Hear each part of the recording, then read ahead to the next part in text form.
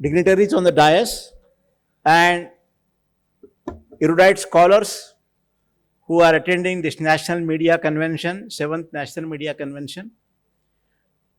So to begin with, this is a very important topic, social inclusivity, especially regarding the gender problem, gender inclusivity and social inclusivity.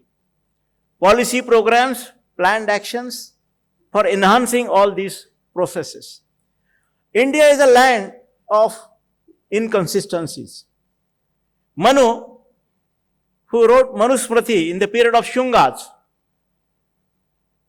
described himself, Yatra Naryastu Pujjante, where the women is worshipped, there can be tremendous amount of development.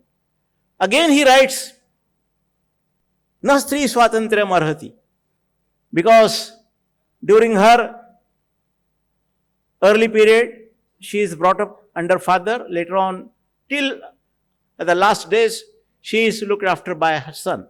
So this is a wide span, how she is a dependent. But women and Dalits, Mahatma Phule wrote in his book, Slavery, that these two are treated equal by the system. In 1848, when Marx and Engels wrote Communist Manifesto in the same year, Phule started women's school in Pune. That was a great revolution by Savitribai Phule. In Shetkaracha Asud, Phule wrote the first sentence, very important. Vidya vina mati geli, mati vina gati geli, gati vina vitta gele. Please do not talk here. Gati vina vitta gele, vitta vina shudra khatle, itke anarth eka avidyane kele. Who is talking there? Those who want to talk, please go out. Who is talking there? Please don't talk. Vidya vina mati geli. That means if there is no knowledge, there will be no speed. If there is no speed, there will be no finance.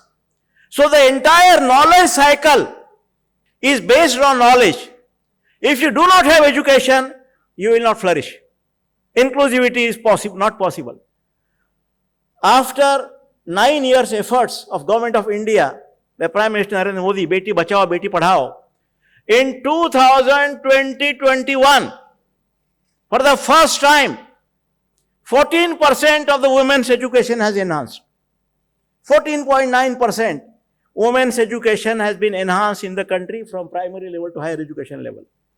All India Survey of Higher Education, AISHE, that was started by Smriti Irani.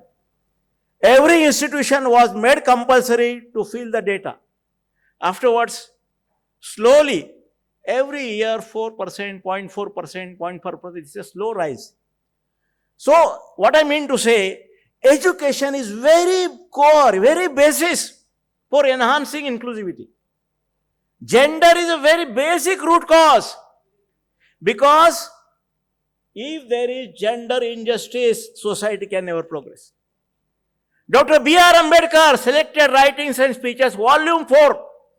Dr. Ambedkar writes. And again in Marathi volumes, there are lectures given by Dr. Ambedkar to the rural women of Vidarbha. In Volume 4, edited by Maf Gazre, Dr. Ambedkar अशी भाषणे he writes. आम्ही जोवर खेड्यात राहणाऱ्या गरीब महिलांना शिक्षण देणार नाही, तोपर्यंत दीनदलितांचे चित्र कसे सुधारणार? He says, education is very key to solve all the problems. Unless and until we provide education to the downtrodden, to the family, to the women especially, the entire family, the fate of family will never change. So, that was the sole effort of Dr. Ambedkar when he started Mukanayak in 1920, and later on he started 5 other papers, Prabhuddha Bharat, Janata, and Mukanayak, Bahishkrit Bharat. All his newspapers strived for education.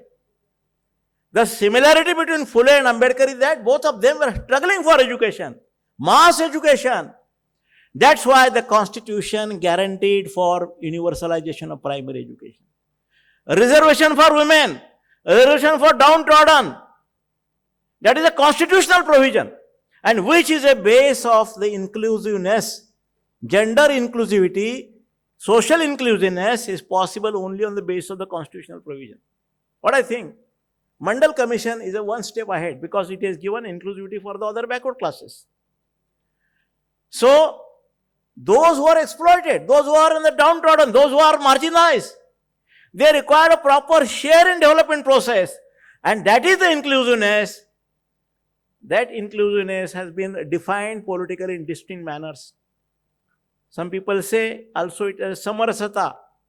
It is a kind of assimilation. Even RSS chief Mohan Bhagwat, in his speeches, is now following the end of the caste. Women's emancipation is very basic in the entire development of the nation. Unless and until we promote women's education, inclusivity is not possible. That is what Amartya Sen wrote a book, Women and Social Justice, and he has this Indian perspective he has developed. It was in 1946, Dr. A.S. Altekar, Professor Altekar, who was a professor of history and ancient Indian culture in Banaras Hindu University, he wrote a beautiful manifestation, Position of Women in Hindu Civilization. The book for his foreword was written by Sarvepalli Radhakrishnan, and Radhakrishnan wrote that women's position is a denominator of culture, and women was highly elevated in the Vedic period.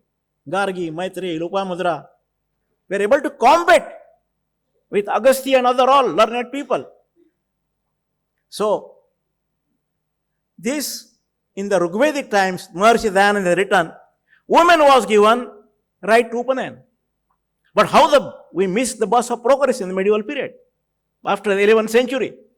And later on, woman was limited to house. So this entire process has to be recycled, reprocessed, then only. Now, what are the present policy programs there our panelists will touch?